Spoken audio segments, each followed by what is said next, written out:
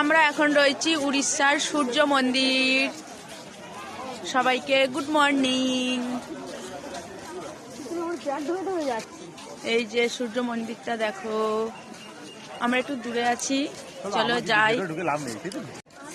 অনেকটা ভিড় হয়েছে আজকে, তো সবসময় ভিড়।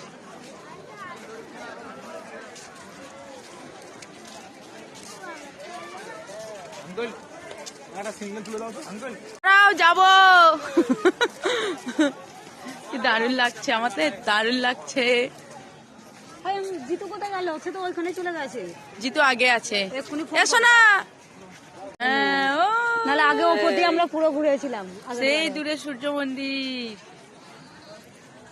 আজকে কুয়াশা, ভোরবেলা তো ভালো লাগছে।